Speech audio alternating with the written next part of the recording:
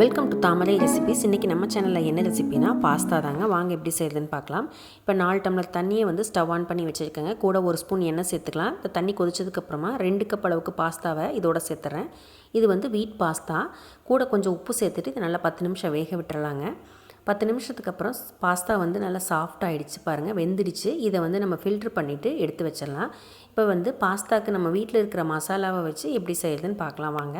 இப்போ ஒரு பேனில் கொஞ்சமாக எண்ணெய் சேர்த்துக்கிறேன். எண்ணெய் சூடானதும் ஒரு பெரிய வெங்காயத்தை பொடியாக கட் பண்ணி இதோட சேர்த்துக்கிறேங்க. கூடவே ஒரு பச்சை மிளகாயும் பொடியாக கட் பண்ணி சேர்த்துடலாம்.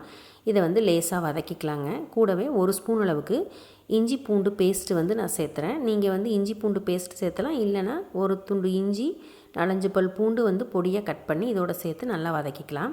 இப்போ 2 கேரட் வந்து பொடியாக கட் பண்ணி சேர்த்துக்கிறேங்க. அதோட 4-5 பீன்ஸ், அதுக்கப்புறம் ஒரு குடமிளகாவையும் பொடியாக கட் பண்ணி இதோட சேர்த்துறேன். நீங்கள் பட்டாணி இருந்தால் கூட சேர்த்துக்கலாம். இதை இப்படி லோ ஃப்ளேமில் வச்சு நல்லா வதக்கிக்கலாங்க. காய்கறி வந்து வேகிற அளவுக்கு தண்ணி சேர்த்தாமல் அப்படியே இந்த ஆயிலே வதக்கி எடுத்துடலாம்.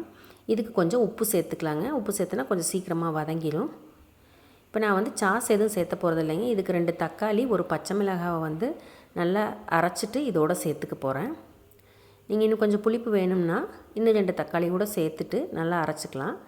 நான் கடைசியில் கொஞ்சம் லெமன் ஜூஸ் சேர்த்தலான்னு இருக்குது, அதனால் 2 தக்காளி மட்டும் எடுத்துருக்குறேங்க. இப்போ இதெல்லாத்தையும் வதக்கி விட்டாச்சு. இதோட நம்ம வேக வச்சு வச்சுருக்கிற பாஸ்தாவையும் சேர்த்துடலாம்.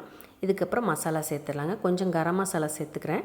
கூடவே 1 ஸ்பூன் அளவுக்கு மிளகாய்த்தூள் அதெல்லாம் சேர்த்துட்டு கடைசியில் கொஞ்சமாக மிளகுத்தூள் சேர்த்துட்டு இதை நல்லா கிளறி விட்டுறலாங்க. இப்போ 1 ஸ்பூன் வந்து மிளகுத்தூள் சேர்த்துட்டு நல்லா கிளறிக்கலாம். இதுக்கப்புறமா கொஞ்சமாக புதினாவை கட் பண்ணி இதோடு சேர்த்துறேங்க.